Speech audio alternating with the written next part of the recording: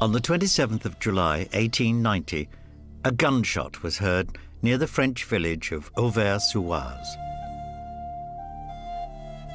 It was the sound of suicide, the last desperate act of a sick man.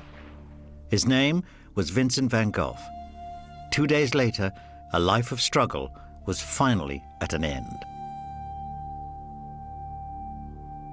When he died, Van Gogh was 37 years old and almost completely unknown. Only one of his paintings had ever been sold. He had experienced loneliness, persecution, and ultimately the madness that led to suicide.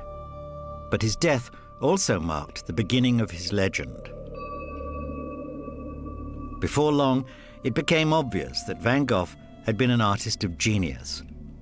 By the early 1900s, his paintings were recognized as masterpieces, and the story of his sad, earthly life became increasingly well known. The story of how he once cut off his own ear is now amongst the best-known tales of art history. But the life of Vincent van Gogh would not be so compelling were it not for the greatness of his art, all of it created in a handful of years prior to his death. His works are now amongst the best-known images of Western art, and their financial value runs into tens of millions. This is just one measure of the astonishing achievement of Vincent van Gogh. Van Gogh blasted aside conceptions of art with his huge brushstrokes, sweeping patterns.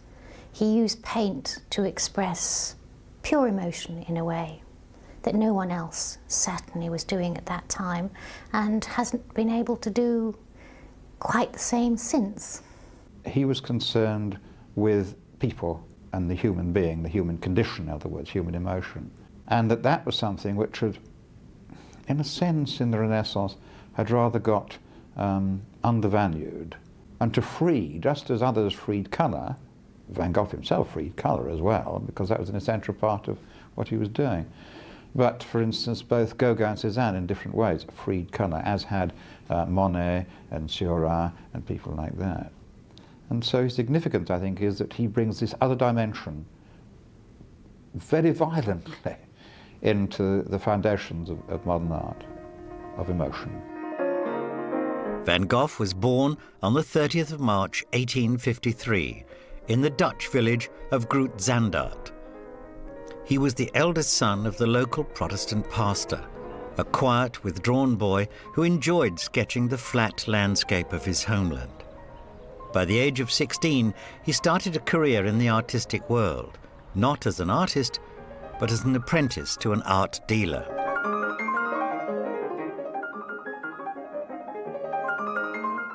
Though he hardly produced any creative work of his own, the young Vincent's job brought him into contact with many great paintings. In the Netherlands, he admired the Dutch masters, Rembrandt and Arles. In London, he developed a taste for John Constable.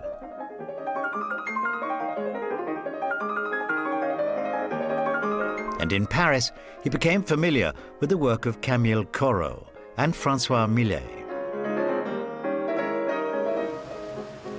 Whilst working in London, he developed an infatuation for his landlady's daughter. Her eventual rejection hit him hard, and Vincent would never be able to form a lasting relationship with any woman. He also had problems at work. In March 1876, he was sacked from the Paris branch of Goupil's.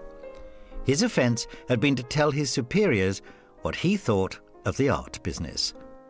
Over the following 3 years, Van Gogh worked as a teacher in England.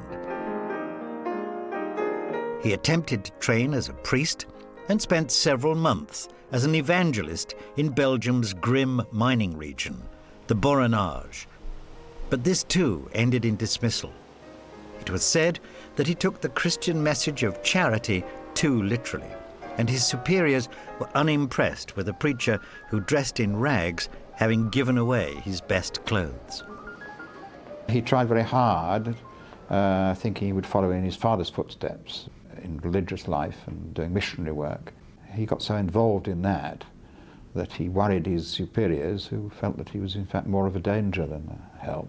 One of the reasons that his superiors were upset was he got too involved with the people. He actually gave his own money away and clothing and everything else. Art had been in his family. He'd shown a precocious talent. His brother Theo, I think, was the steadying influence who guided him and introduced him to contemporary artists. Vincent was now 26 years old and unemployed. In the summer of 1879, he made the decision to become an artist. The results would be astonishing. Theo had suggested that Van Gogh become an artist, and Van Gogh dismissed the idea.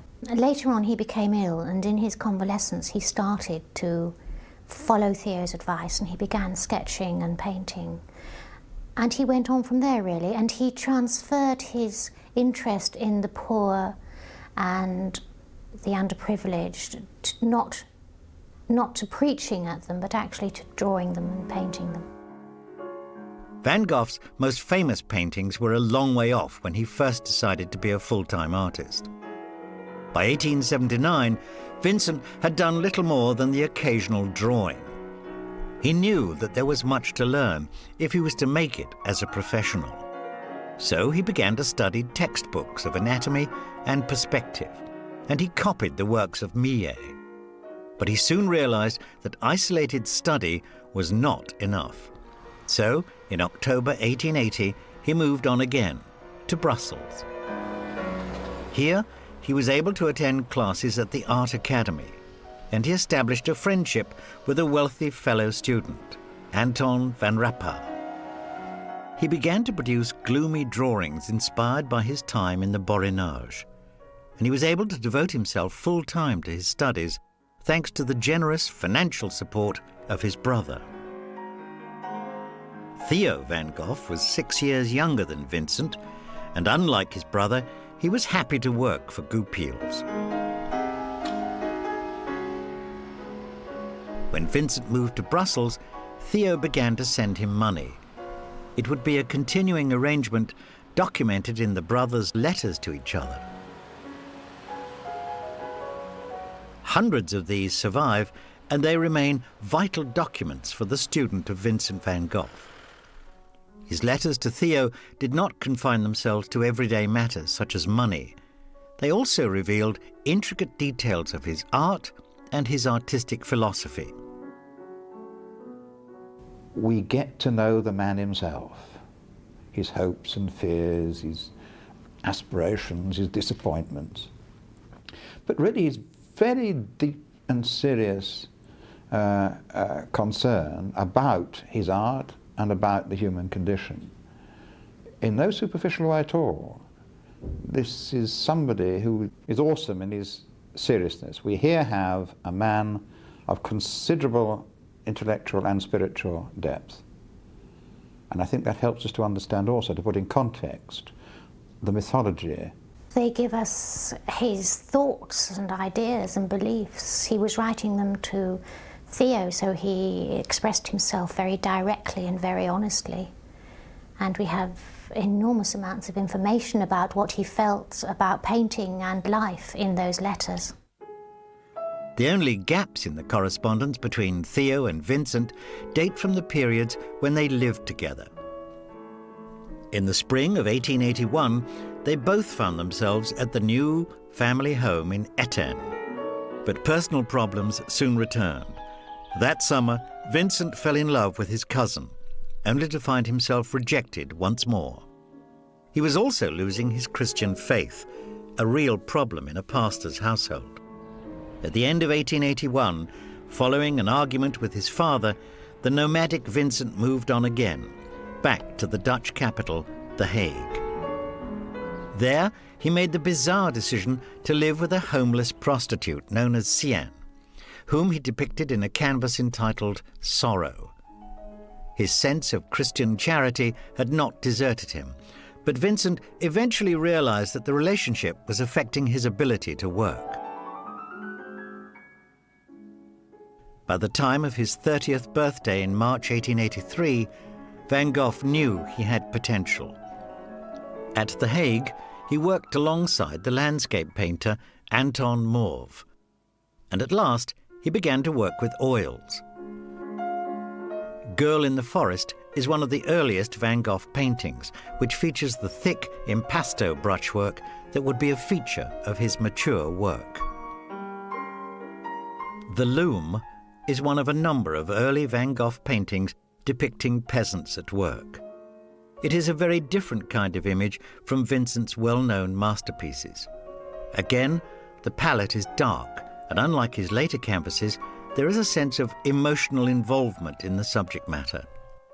When this canvas was completed in May 1884, Vincent had left The Hague, having grown frustrated with the emotional demands of Sienne. Soon he was back with his family, who had now moved to the village of Nuenen. At times, his parents must have despaired of their eldest son. He was difficult and antisocial. He ate alone in the family home. His emotional difficulties also continued. In the summer of 1884, a local woman actually fell in love with the strange would-be artist. This time, it was Vincent who made the rejection, and the unfortunate woman attempted suicide as a result. Worse was to come in March 1885, when Pastor Van Gogh died. It was a major family loss, but Vincent's reaction was surprisingly cool. In a letter to Theo, he described how his father's death had simply prevented him working for a few days. Discover the past with exclusive history documentaries from History Hit and uncover the secrets of some of the most famous people and events in history. History Hit gives you access to a growing range of documentaries presented by and featuring historians at the forefront of research and debate. Whether you are looking to find out more about charismatic leaders like Cleopatra or to discover the story behind the Industrial Revolution, History Hit will have something for you. We also aim to bring you the stories and legends that shaped our world through our award-winning podcast network. Sign up now for a free trial, and Absolute History fans get 50% off their first 3 months. Just be sure to use the code AbsoluteHistory at checkout. Art was now everything for Vincent van Gogh, as he set about his most ambitious canvas to date, The Potato Eaters. It was his reaction to the condition of the poor working classes. It was almost like a 17th century Dutch work, which is concerned with ordinary people, like the early 19th century people like Courbet and Manet, who were concerned with the contemporary and the ordinary, when we think of the Barbizon School, Millet. And indeed there's quite a few connections you can trace between the Barbizon School work of Millet, and Corot and so forth, and those early works of Van Gogh, the Potato Eaters. But it's Van Gogh's personal interpretation and reaction to the conditions in which he found himself, for instance, working in the Borinage as a missionary. It is therefore about Van Gogh. It's about the Potato Eaters, but I think more than that, it's about Vincent. He was expressing his usual interest in the peasants, the working people, the underprivileged, and trying to portray them as realistically as he could, which was in the manner of previous Dutch painters. So he used these very dark, gloomy colours, partly because they were traditional colours in art, but also because they showed what it was like in the interior of one of those peasants' houses. And he was just trying to empathise with their situation and their poverty. The Potato Eaters can be seen as the culmination of Van Gogh's early development as a painter. But he knew he had to explore further, to expose himself to new influences, new ideas, new visions. It would be a short, frenzied journey that would lead to work of genius and a life of torment. By November 1885, Van Gogh already suspected that his time was running out. That month, he left his family and Holland for good. Over the following 56 months, he created his legend. Vincent arrived in the Belgian port of Antwerp to study at the Art Academy, but he also sought out his own influences. Antwerp was, and remains, home to many works by the Flemish master Peter Paul Rubens. Van Gogh was especially impressed with Rubens' bold handling of colour, and we can see the influence of Rubens in this Portrait of a Woman, painted shortly after Van Gogh's arrival in Antwerp. Van Gogh's new enthusiasm for colour was also inspired by a great artist from his own century. In his letters, Vincent described his fascination for a Frenchman whose colour theories made a deep impression on him. This was a giant figure of the Romantic age, Eugène Delacroix. The 19th century produced a whole series of theories of colour. Some of these were very abstract and academic, and indeed they really flowed into two main streams. One which was optical, to do with light, which to a certain extent was concerned with painting. But then it merged into people like Delacroix and others, and for instance Seurat and so on. We can see in practical terms in pointillism, divisionism, into new theories of colour, or experiments or explorations of colour in terms of the painted colour as opposed to light. Delacroix's ideas about colour were that you don't have solid colour. An area, a surface of colour is broken up into different sorts of greens if it's lawn, for example, or different blues if you're painting a blue fabric. He also had some idea of complementary colours, reflections and so on. Colour and paint were being freed from the constraints of the past.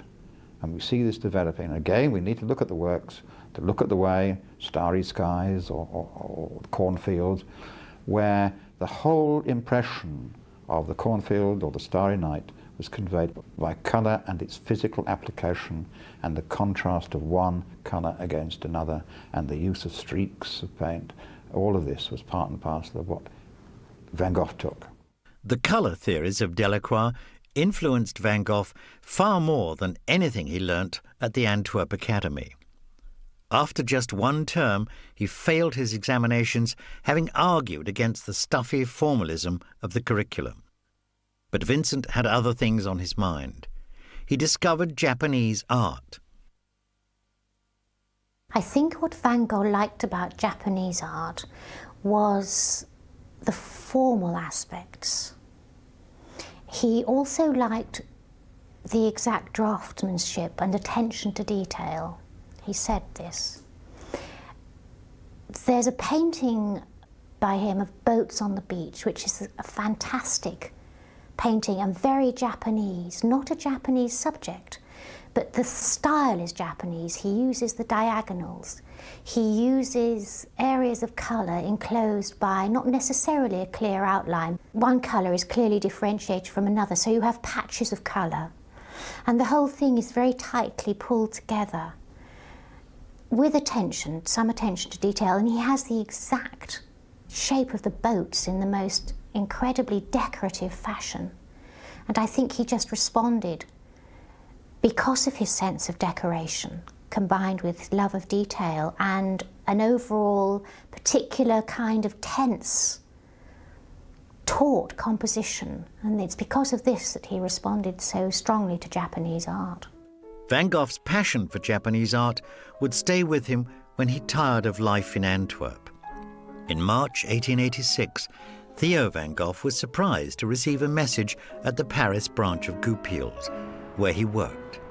It was from his brother, announcing that he was at the Louvre awaiting Theo's arrival. Vincent van Gogh had come to Paris, and it was here that his greatness as an artist began. Though his arrival was sudden, Vincent had written to his brother explaining his desire to come to the centre of European artistic life. His plan was to study at the cheap, open studio of the academic painter Fernand Cormon.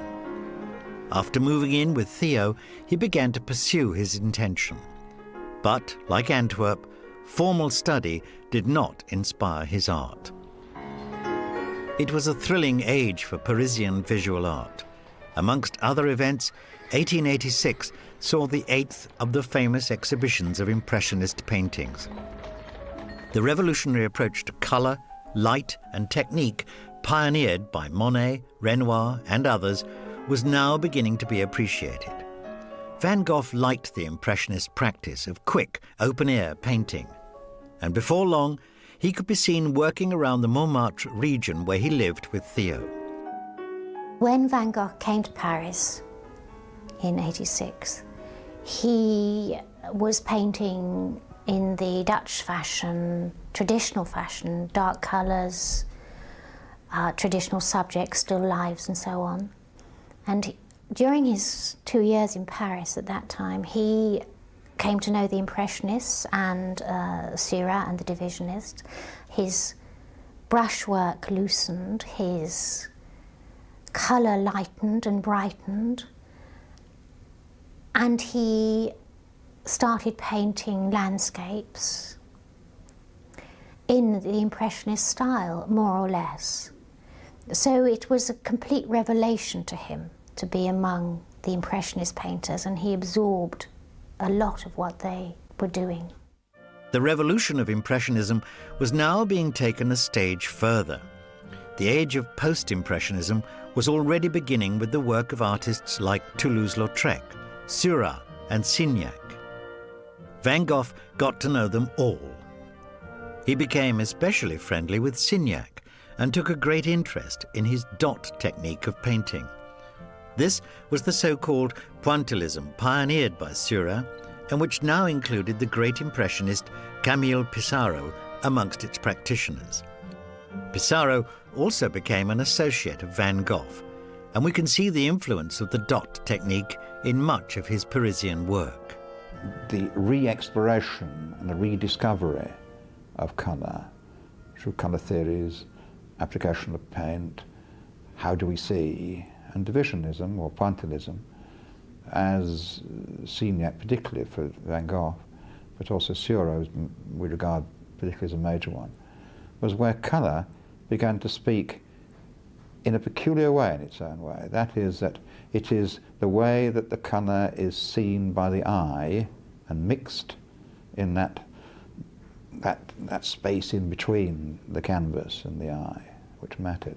I mean, basically, pointillism is simply means painting in dots, and divisionism is a theory for the pointillism, which is that, again, to put it crudely, instead of painting an orange area by mixing on your palette yellow and red, what you do is you put dots of yellow and dots of red or intermingled, and your eye then mixes that, and it becomes orange in the space in between.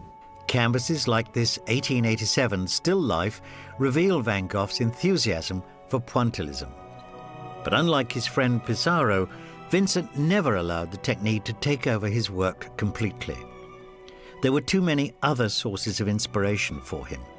In Paris, he became acquainted with Paul Gauguin, an association that would ultimately lead to disaster. But in 1886 and 1887, Van Gogh was content to learn from Gauguin's bold use of flat, solid colour. We can see this in his copies of Japanese prints, another passion that remained with him during the Paris years. By 1887, Vincent was soaking up influences from a bewildering number of sources, but his personal life was still troubled. He was moody and temperamental, even with his fellow artists. He drank heavily, and his health began to suffer. His beloved brother also grew frustrated at having to share a house with such a difficult individual. By the end of 1887, Vincent was tiring of Paris, but his time in the French capital had been of paramount importance for his art. If we look at the 1885 Potato Eaters and compare it with this 1887 portrait of the material supplier, Père Tanguy, it's difficult to believe that they are the work of the same painter. The same is true when we consider this self-portrait created shortly after Vincent's arrival in Paris. If we jump forward less than 2 years, the sense of artistic evolution is remarkable. We get this really rather rapid change from very dark paintings, superb, strong drawings, which continued, but it was the actual use of colour. I think if I had to think of anything which was, after his Paris days, developed, was the explosion of colour. It's as if he'd suddenly realised that colour was important, that colour was in itself something through which he could convey emotion, reaction, impression. By the time Van Gogh painted himself in early 1888, his 2 years in Paris had revolutionised his art. But he was still not satisfied. He was tired of city life and now sought to work in a warmer, lighter location where he could paint all day. His choice was the sunlit region of Provence. On the 20th of February 1888, he took a train from Paris and journeyed south. His destination was the city of Arles, and it was in this Provençal community that the genius of Vincent van Gogh finally revealed itself. With the continuing support of Theo, he was able to work without distraction. As soon as he arrived in Arles, he launched himself into a frenzied working schedule. 16-hour days were not uncommon as he turned out landscapes, still lifes, and portraits. His execution was quick, but it was also deliberate and worked out in detail. He had now evolved his own artistic philosophy, which likened the art of painting to the art of music. And for Van Gogh, it was colour that provided the key. In one letter to Theo, he spoke of absolutely piling on, exaggerating the colour. His pigments were bold and intense, but they were also harmonised across the canvas, as we can see with this early Arles masterpiece, the Langlois Bridge. He uses a fairly limited palette in this painting, and again bright colours, greens and yellows, an unusual combination in fact. And he applies his colour with great confidence. We can discern this whole business of colour taking on its own force in these works. There is no way which you could go and sit down by one of those rivers and look at that bridge and say, this is where Van Gogh sat, and this is the foliage, this is the way this bridge was painted, this was what the sky was like at the time, because colour has now taken off, and the strength of that bridge is incredibly strong. And that's part of the drawing, the underlying drawing, which is very strong. And so it's Vincent's reaction to, in a complicated and also to him, his own personal way, reaction to the symbolism, that's important.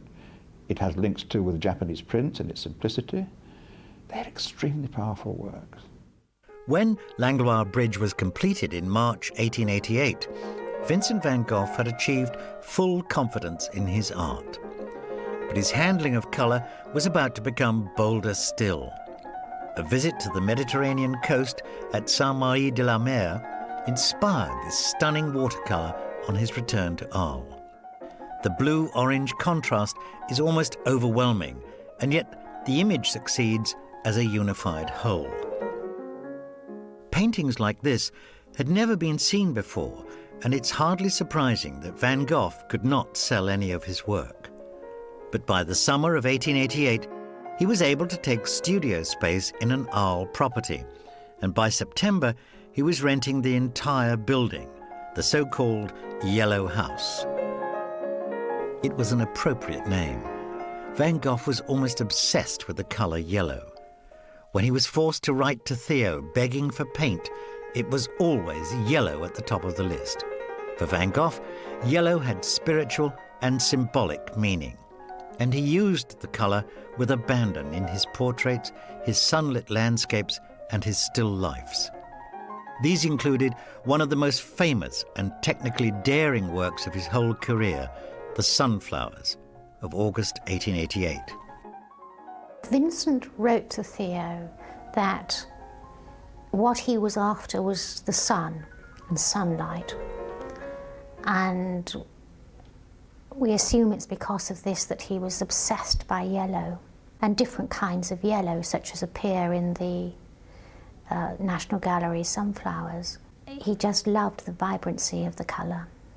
In the sunflowers, this is a particular example, in the sunflower series, of which a major example is in the National Gallery in London, it goes against all the criteria of how a painting should be produced. It's all yellow. And yet what we've got is something which is strongly three-dimensional, or the illusion of three dimensions. There's no perspective here. There's no sort of illusion of depth in a traditional sense. It's the use of colour and varieties of tone of one colour, that is orange-yellow, plus a linear quality. And we come back again to this drawing. He's not afraid to use a dark, an indication of a dark line surrounding or separating. And that gives a depth. I remember thinking for a long time, well, they don't really look like sunflowers. Then I realised that what we were looking at was not the sunflower in its early, sort of just opening stage, but when the petals had died off and we've got all the sunflower seeds. The texture of those seeds is very different than, say, the texture of the pot, which you can almost feel that it's coloured slip, you know, with a nice shiny surface against a matte surface, and then the wall. Van Gogh created a number of sunflower studies, and this version can now be seen in London's National Gallery. But it was originally hung on the wall in the artist's own home. It was intended as part of the decoration for a communal studio in the Yellow House. This was the so-called artist's colony that Vincent longed to establish, the Studio of the South. And his first fellow colonist would be Paul Gauguin. At the time, Gauguin was working on the Brittany coast and was initially reluctant to join his old friend in the south. But when the long-suffering Theo agreed to pay an allowance to Gauguin, in addition to that of his brother, Vincent's fellow artist agreed to join him in Arles. Van Gogh was overjoyed. Vincent wanted artists to get together and cooperate, like he said, like the early Christians used to. And he wanted anyone to come and stay with him in Provence, actually, and Gauguin was the only one who was interested. And they had had quite a lot to do with each other previously and admired each other's work. And he thought he could learn something from Gauguin. He put Gauguin in the position of the master or the teacher, which actually quite amazed Gauguin, who thought that Van Gogh was a powerful painter anyway, if not always a good one. Van Gogh started modifying the physical shape and colour of his subject matter to communicate ideas.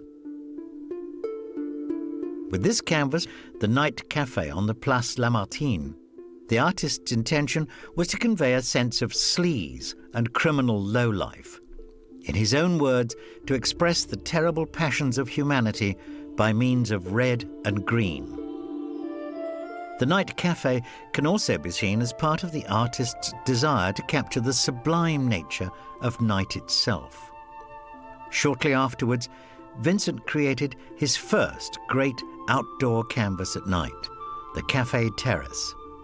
According to legend, Van Gogh solved the physical problem of nocturnal painting by wearing a wide-brimmed, candle-lit hat. In September 1888, he created Starry Night, an image whose spiritual meaning is still considered today. This rich blue, much, much richer than in actual fact it would be, therefore it's not real in the traditional sense, interspersed with these extremely brilliant pinpoints of whitey yellow, and yet these swirls of colour. It's not static. The whole thing is in movement, and one feels that this is Vincent's reaction to the night is one of constant movement, of his reaction to that. This September 1888 canvas would not be the last Van Gogh painting to depict a starry night. But by the time he returned to the subject in June 1889, the resulting work was startlingly different, reflecting the traumatic events of the intervening months. Sadly, the winter of 1888-89 marked the beginning of the end for Vincent van Gogh, a time that would bring madness, persecution, and a legendary act of self-mutilation. And yet, in the autumn of 1888, everything seemed to be going well, despite Van Gogh's continuing inability to sell any work. He had the arrival of Gauguin to look forward to, and the artist's peace of mind is reflected in his painting of his bedroom.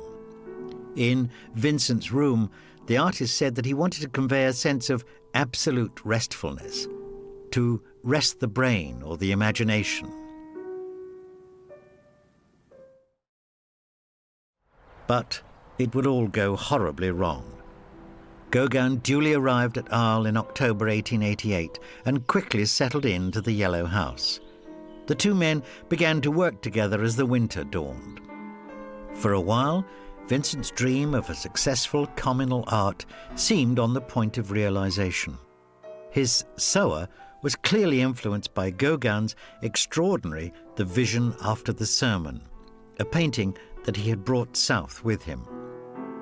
But differences in personality proved decisive in the end. By December 1888, trouble was looming. The two men argued bitterly, and it became obvious that Gauguin would have to leave. Vincent's grand scheme was failing, and this may have been enough to push him over the edge of reason. Just before Christmas, Van Gogh threatened Gauguin with a razor. Gauguin fled, leaving his fellow artist distraught. That night, Vincent Van Gogh cut off a piece of his left ear. Precisely what happened, I don't think has yet actually emerged. A number of theories have come forward. One of them, I suppose two of the main ones, being one that his own sexual relationships were somewhat confused, and as a result of one encounter he cut off his ear and sent it off to a prostitute. The one which I think is more logical is a result of his argument with Gauguin and the failure of his setting up the colony.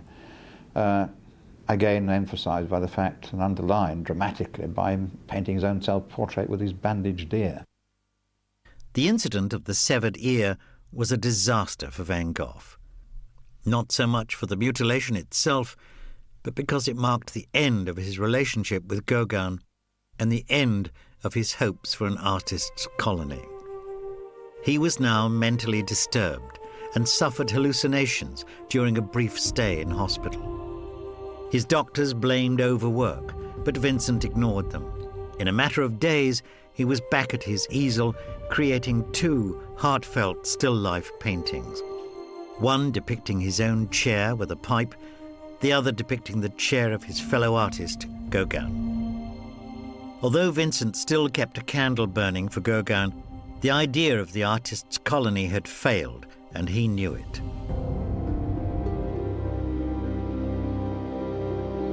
In the early months of 1889, the unknown Dutch artist found himself alone in the south of France.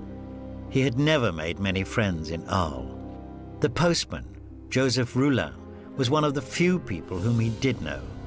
But by the spring of 1889, the friend he depicted in this portrait had been transferred to another town. Vincent's life was now falling apart. Though he kept on working, he continued to hallucinate. He was also persecuted by his neighbours, 80 of whom signed a petition demanding the confinement of the madman in their midst. Vincent did have a mental disorder, a fact he accepted himself. In May 1889, he left Arles to enter the asylum at the nearby town of Saint-Remy. There are various theories about Vincent's mental health at this time. He certainly suffered from paranoia, so schizophrenia might have been an element. The doctor he saw at that time thought he hadn't been eating properly, and this was probably true. He also might have been imbibing poison from some of his paint, especially the white. It's possible, and the most popular theory is that he suffered from some form of epilepsy. And there is a particular kind of epilepsy which results in between periods of perfect normality with periods of great depression, paranoia and violence, followed by periods of torpor and then a return to normality. We may never know the precise nature of Van Gogh's illness, but he believed that as long as he was able to work, his sanity was intact. and so he insisted on being able to paint during his confinement at Saint-Remy. Hallucinations and breakdowns continued to plague him, but in his lucid moments, he found the will to create a phenomenal 200 paintings in just 12 months. His subject matter was now forced upon him: the asylum itself, the surrounding grounds, fellow patients, his own tormented features. But his art was still evolving. It was in the asylum that he began to incorporate a new technical feature into his paintings. Only now did the famous swirling brushwork reveal itself in Van Gogh's paintings like The Cornfield from June 1889. It's difficult not to detect a sense of tortured personal expression in images like this. This is a modern artistic concept, perhaps best expressed when Vincent returned to the subject of the Starry Night. Completed in June 1889, it is a painting of the 20th century. He doesn't see the world as static in any way. Whether you see it as the cornfield, in which the whole swirling of the corn, the swirling of the clouds and the thing, or Starry Night with the swirling of the colour and the different layers, lines of colour, or be it in one of his last works, for instance, the chapel, where you've got the road dividing and going either side of the chapel, which in itself is constantly in movement. He's restless, and this restlessness is there. We are moving away from the adequacy of words to convey what is happening. The adequacy is often, and certainly as it got going, more adequately expressed in terms of music. You could relate to pieces of music and sections of music and areas of music which more properly and adequately reflect what was happening, say, in Starry Night. Nobody did it quite as intensely somehow as Van Gogh did. And using the paint in this particularly lavish way that he used as well is something which showed an awareness of paint as a medium, which is something that was also developed in the 20th century. The Expressionist movement, for example, there was a great desire to use brushstroke and paint to express emotions of varying intensity. As Roald says, he wanted to liberate himself from overpowering emotions. And Van Gogh, in a letter to Theo, said he was using exaggeration in order to convey feelings, and he was also using the techniques of old woodcuts. So it was quite a conscious departure from the sort of paintings he was used to painting, and very successful as such, in fact. The great swirling skies and flame-like trees. It's a very, very intense painting, and certainly gives you a feeling of the energy that can be seen sometimes in the sky at night. Not long after completing the Starry Night, he broke down again at Saint-Remy. Through the rest of 1889, he endured breakdowns followed by periods of sanity when he was able to paint images like this, self-portrait.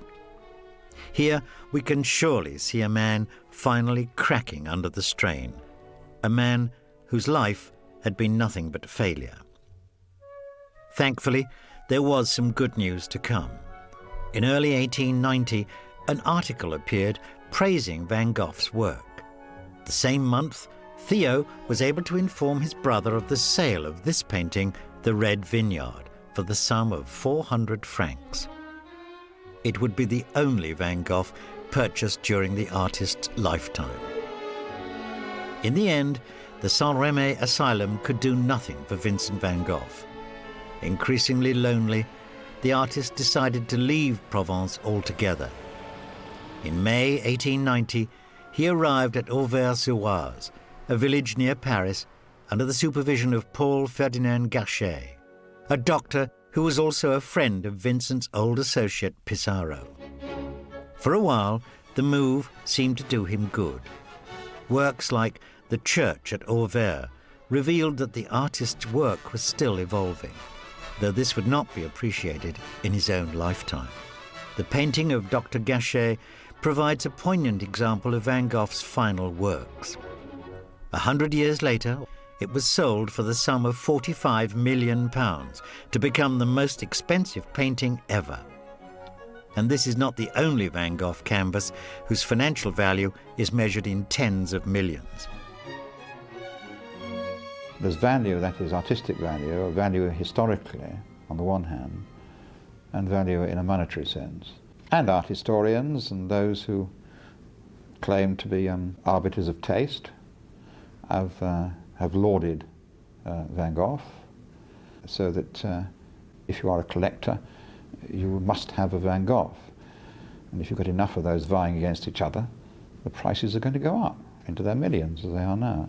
The emotional power of Van Gogh's works maybe is what appeals to those buyers who are prepared to spend such enormous sums of money, apart from fashion. But in our society, where so many feelings are not allowed or are repressed, works of art which show the feelings simply bursting out could be very releasing. And I wonder if it's something to do with the sheer power of the feelings in his works which have made them so universally popular. It may be the ultimate tragedy of Vincent van Gogh that he himself would never know the value that future generations would place upon his artistic achievement. On July the 27th, 1890, at Auvers-sur-Oise, the still unknown painter took a revolver and shot himself. 2 days later, with Theo at his side, he died of his injuries. After 37 years, he was finally at peace. But there was one more tragedy to come. 6 months later, Theo also died, to be buried alongside the man he had supported so selflessly in life. Perhaps the greatest of all the post-impressionists, Vincent van Gogh. I think Vincent was a very great artist. He followed his own feelings, his own intuitions, which is what an artist is supposed to do, and he followed them to the nth degree. I see the impetus for the 20th century rooted in the three figures of Cézanne, Gauguin and Van Gogh. The enthusiasm, the humanity, the concern for the human condition of Van Gogh, which of course led to some major works, still continue as a strand through Munch and the Expressionists.